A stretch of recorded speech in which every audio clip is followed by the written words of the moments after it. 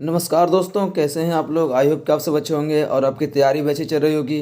अब आपके बोर्ड परीक्षा का समय बहुत कम शेष रह गया, तो इस समय को देखते हुए हमने आपकी तैयारी को और बेहतर ढंग से कराने के लिए आपके लिए एक नया चैनल बनाया गया जिसका नाम है स्टडी प्लेटफॉर्म।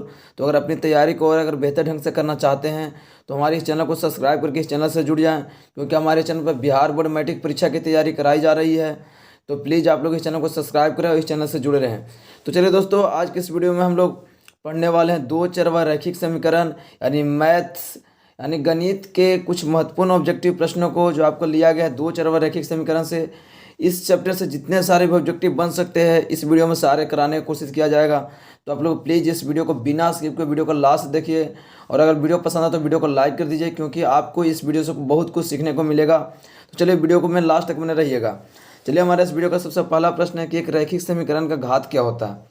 आपको बताना है कि एक रैखिक समीकरण का घात क्या होता है। तो इसका राइट ऑप्शन क्या हो जाएगा, तो इसका राइट ऑप्शन हो जाएगा ग। एक रैखिक समीकरण का घात हमेशा 1 होती है। चलिए हम अगले प्रश्न की ओर बढ़ते हैं, जिसमें हमसे पूछा गया है कि रैखिक समीकरण युग में x + 2y = 5 तथा 3x + 12y = 10 दिया हुआ है, तो इस समीकरण कैसा होगा। एक हल वाला होगा या कोई हल नहीं इसका होगा, या एक से अधिक हल होगा, या इनमें से कोई नहीं। तो इसे हम जांच करने के लिए क्या इसका यूज करते हैं, तो एक हमें प्रॉपर्टी याद होना चाहिए क्या होता है A1/A2। आपको याद होना चाहिए जरूर है। A1/A2 बराबर B1/B2 बराबर क्या होता है C1/C2। हम इसी पर पुट करते हैं, ठीक है। तो चलिए, हमारा इसमें क्या है, A1 होता है जो पहला समीकरण का x के आगे वाला होता है, तो क्या हो जाएगा 1 है। और इसमें क्या है A2 होता है जो दूसरे समीकरण का होता है x में। क्या है इसमें हो जाएगा 3, और इसमें दिया हुआ है y का जो B1 का मान है वो 2 है, और इसमें 12 है। चलिए, C1 का मान इसमें 5 है और C2 का मान है 10। चलिए इसे हम हल करते हैं, तो 2 × 6 = 12, क्या हुआ 6 आ गया। और इसे हल करते हैं तो 5 दूना 10, तो क्या हमारा ये बराबर है, तो ये हमारा बराबर नहीं है। तो इसलिए क्या हो जाएगा, जब हमारा A1/B2 बराबर नॉट इक्वल टू B1/B2 होता है, तो यह एक अद्वितीय हल होता है, जिसे हम कह सकते हैं क्या एक हल। अद्वितीय हल को एक हल भी बोला जाता है। तो ऑप्शन का इसका बिल्कुल राइट ऑप्शन हो जाएगा। तो आई होप कि आप इससे समझ गए होंगे। चलिए हम अगले प्रश्न की ओर बढ़ते हैं। हमारा अगला प्रश्न है 3 नंबर, जिसमें पूछा है कि समीकरण युग में दिया हुआ है x + 2y = 3 और 5x + ky = 15 यानी 15 दिया हुआ है, तो अनगिनत हल है, तो k का मान क्या होगा। अब हमें k का मान कैसे फाइंड करना है, फिर से वही फॉर्मूला लगाएंगे।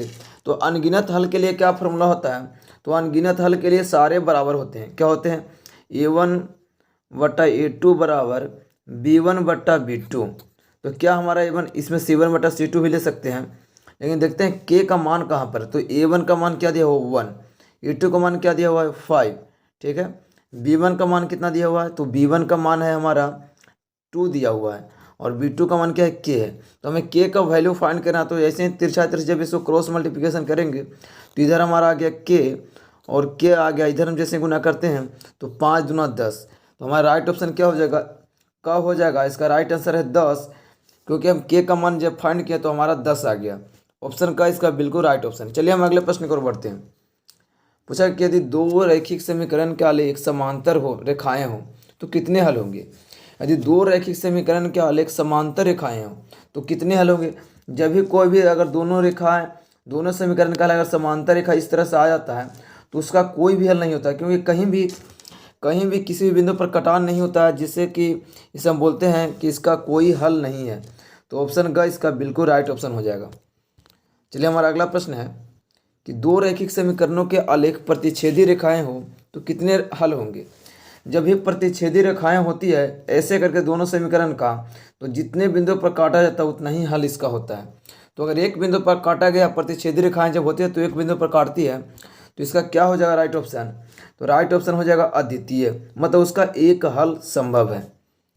चलिए हमारा अगला प्रश्न है कि के किस मान के लिए रैखिक समीकरण युग 2x - y - 3 = 0, तो 2kx + 7y - 5 = 0 एकमात्र हल है। अभी क्या दिया हुआ, x बराबर 1 दिया हुआ और y बराबर -1 दिया हुआ। हमें k का वैल्यू फाइंड करना है। तो सबसे पहले हमें देखना होगा k कौन से हमारे इक्वेशन में है। तो फर्स्ट इक्वेशन में तो k दिया हुआ है नहीं, तो हम सेकंड इक्वेशन को देखते हैं। तो यहीं हमारा दिया हुआ है 2k, ठीक है, और x दिया हुआ है। तो x का वैल्यू हम यहाँ से इसमें पुट करते हैं, तो x का मान 1 रखना है, ठीक है, तो 1 रख दिए। प्लस 7y है, y का वैल्यू रखना है -1, तो -1 रख दिए। फिर -5 दिया हुआ है बराबर 0 दिया हुआ है। ठीक है, इसे हम जैसे ही हल करेंगे, यहाँ से 2k और 1 को गुना करेंगे तो सिर्फ हमारा आएगा 2k। ठीक है, और जैसे ही इसे हम करते हैं तो प्लस माइनस माइनस हो जाएगा, और क्या आएगा 7 में -1 से गुना करेंगे तो -7 और -5 बराबर 0। क्या यहाँ पर आ गया 2k बराबर -7 और -5 आ जाएगा 12, और -12 जब बराबर की साइड आएगा तो क्या आएगा हमारा सिर्फ 12 प्लस में आएगा। यहाँ से k बराबर क्या हमारा निकल के आ जाएगा, तो k बराबर हम यहाँ से निकाल सकते हैं 12/2, क्या आ जाएगा 6। तो हमारा 6 किस ऑप्शन में है, ऑप्शन का इसका बिल्कुल राइट ऑप्शन हो जाएगा। चलिए हमारा अगला प्रश्न है 7 नंबर, जिसमें पूछा कि यदि 2k - 1 और फिर से k दिया हुआ समीकरण 10x - 9y/12 का हल हो। अभी देखिए जैसे भी हमें ऐसे दिया रहता है, इसका मतलब कि ये x का मान दिया हुआ है और ये y का मान दिया हुआ है। x की जगह पर हमें क्या पुट करना है 2k - 1 और y की जगह पर करना है k। तो हमारा k का मान क्या इसमें होगा, जब समीकरण को हल करेंगे तो हम इसे बनाने के लिए हम ऑप्शन से चलते हैं कि ऑप्शन हमारा क्या क्या दिया हुआ है। सबसे पहले हम ऑप्शन क को रखते हैं, तो हमारा ऑप्शन क में k का मान क्या दिया हुआ 1 दिया। जैसे यहाँ पर 1 पुट करेंगे तो 2 में 1 से गुना करें तो 1 हो जाएगा, और सॉरी 2 में 1 से गुना करें तो 2 हो जाएगा, 1 घटाएंगे तो हमारा 1 हो जाएगा। मतलब यहाँ 1 आ गया और यहाँ भी 1 आ गया। 1 x का मान और y का भी मान 1 रखेंगे तो हमारा क्या इस सेटिस्फाई करता है समीकरण को। तो 10 में 1 से गुना करेंगे तो 10 हमारा आएगा, और 9 में 1 से गुना करेंगे तो 9 आएगा। 10 में से 9 जाएगा तो हमारा 12 नहीं आएगा, इसलिए पहला ऑप्शन गलत है। जैसे दूसरा ऑप्शन को लेते हैं तो k का मान क्या रखते हैं 2 रखते हैं, क्या रखते हैं 2। तो यहाँ पर क्या आ जाएगा 2 दूनी 4, और 4 में से 1 घटेगा तो x का मान तो 3 आ गया, और y का मान क्या लिए हैं 2 लिए हैं। तो जैसे ही इस वैल्यू को पुट करते हैं तो क्या होगा 10 तिया 30 हो जाएगा। ठीक है, यहाँ पर करेंगे तो -9 दूनी 18, और जैसे ही इसको हम माइनस करते हैं तो हमारा आ जाएगा 12, यानी ऑप्शन हमारा कब बिल्कुल राइट ऑप्शन हो जाएगा। तो ऐसे समीकरण को हल करने के ऑप्शन से ही बनाना ज़्यादा आसान होता है। चलिए हमारा अगला प्रश्न है कि निम्न में से कौन x - 2y बराबर 0 तथा 3x + 4y बराबर 10 का हल होगा। अभी हमें हल पता करना है। जैसे कि समीकरण जैसे हम हल करने लगेंगे तो टाइम काफ़ी ज़्यादा लग जाएगा। हमें ऑब्जेक्टिव प्रश्न को बनाना है, सिर्फ आंसर लाना है, तो हम बाई ऑप्शन चलते हैं। ठीक है, तो बाई ऑप्शन चलने के लिए क्या करेंगे, जैसे पहले का ऑप्शन दिया हुआ है x का मान 2 और y का मान 1, पुट करके देखते हैं। ठीक है, तो x का मान 2 यहाँ पर रखेंगे तो 2 हो गया, y का मान 1 रखेंगे तो 1, यानी 2 गुना 1 करेंगे तो 2 में से 2 गया, क्या आ जाएगा 0। हमारा पहला समीकरण तो सेटिस्फाई कर रहा है। दूसरा पर आते हैं तो इसमें रखते हैं क्या x का मान 2 यानी 3 दूना 6 हो जाएगा प्लस, और y का मान 1 यानी 4, क्या हमारा आ जाएगा 10। तो यानी दोनों समीकरण को सेटिस्फाई करता है ऑप्शन का, इसलिए ऑप्शन का बिल्कुल राइट ऑप्शन हो जाएगा। तो चलिए हमारा अगला प्रश्न है 9 नंबर, जिसमें पूछा गया है कि युगपत समीकरण 2x + 3y बराबर 5 और 4x + 6y बराबर 9 है, तो इसका निकाय क्या होगा। फिर से बताना है कि इसका निकाय असंगत होगा, नेक होगा या द्वितीय हल होगा।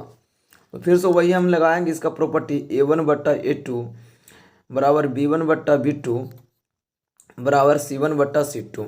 ठीक है, तो a1 का मान क्या दिया हुआ है 2 दिया हुआ है तो 2 रख दिए। a2 का मान क्या दिया हुआ है तो 4 दिया हुआ है, और b1 का मान क्या है 3 है, और b2 का मान क्या है तो 6 है, और c1 का मान क्या है तो हमारा 5 है, और c2 का मान हमारा 9 है। जैसे इसे हम देखते हैं तो ये 2 दूना 4 कटेगा और 3 दूना 6 कटेगा, लेकिन a बराबर नहीं है। ये दोनों तो बराबर है पर a बराबर नहीं है। जैसे हमारा a1/a2 बराबर b1/b2 not equal to c1/c2 होता है, इसका मतलब इसका कोई हल नहीं होगा। तो कोई हल हमारा ऑप्शन नहीं है, इसलिए असंगत, कोई हल नहीं को असंगत भी कहा जाता है। ऑप्शन का इसका बिल्कुल सही जवाब है। अगला प्रश्न है कि k के किस मान के लिए समीकरण x + 2y बराबर 7 तथा 2x + ky बराबर 14 है तो समपाती होगा। अब समपाती दी हुआ तो समपाती का क्या हमारा होता है प्रॉपर्टी, समपाती में हम सारे को बराबर रखते हैं। क्या रखते हैं a1/a2 बराबर b1/b2 बराबर c1/c2।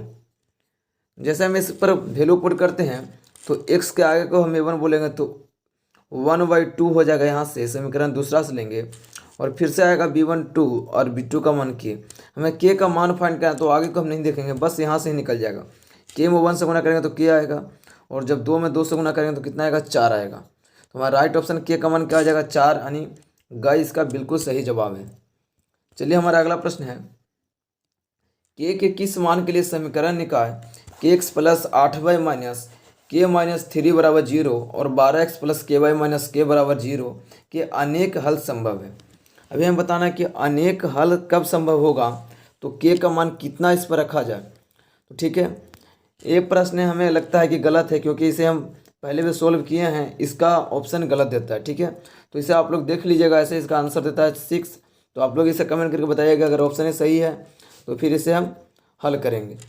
चलिए, हमारा अगला प्रश्न है कि एक चरवाहा रैखिक समीकरण का व्यापक रूप क्या है।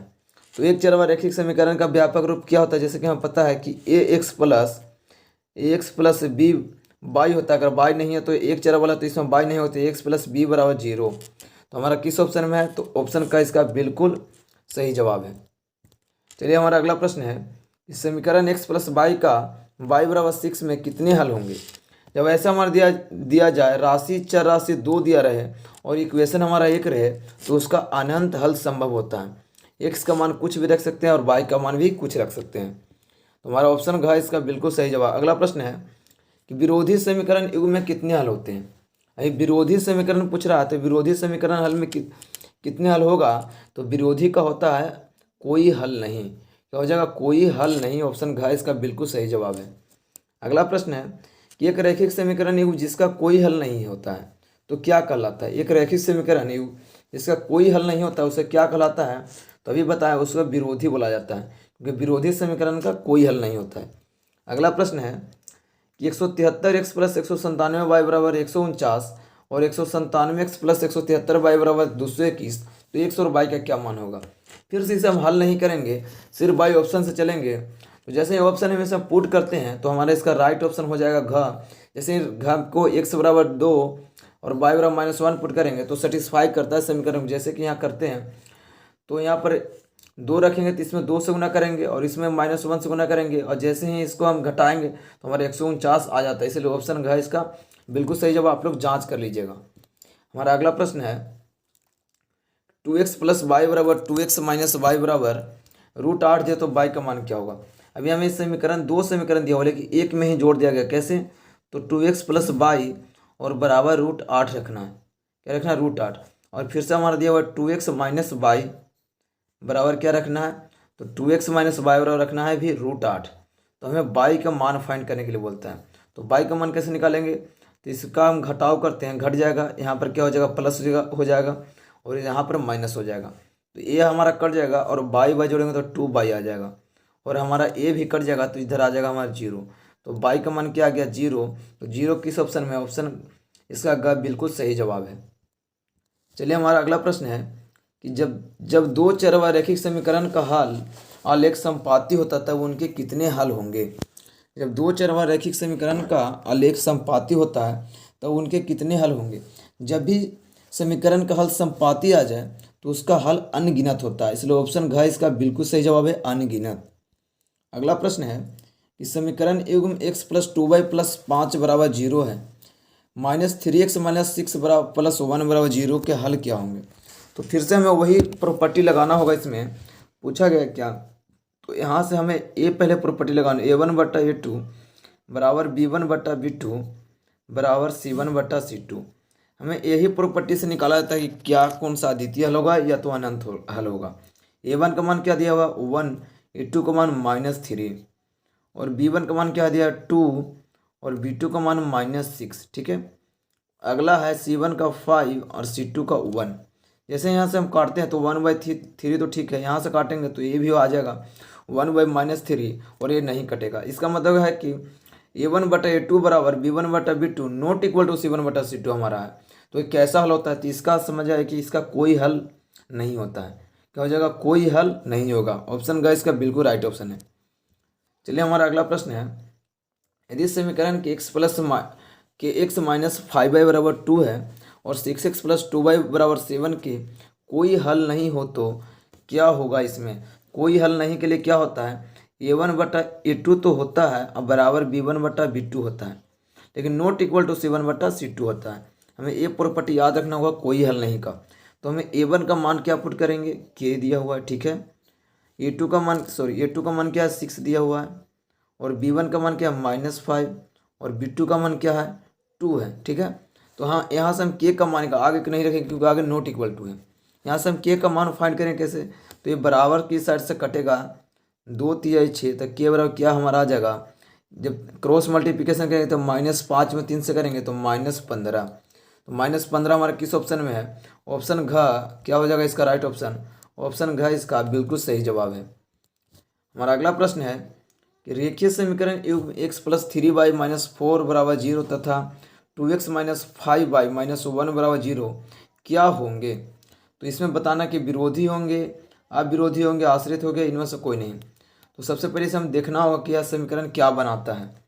तो हमें फिर से वही लगाना होगा a1/2। तो a1 का मान क्या दिया हुआ 1, a2 का मान क्या दिया हुआ 2, और b1 का मान क्या है 3, और b2 का मान -5, c1 का मान -4 और c2 का मान -1।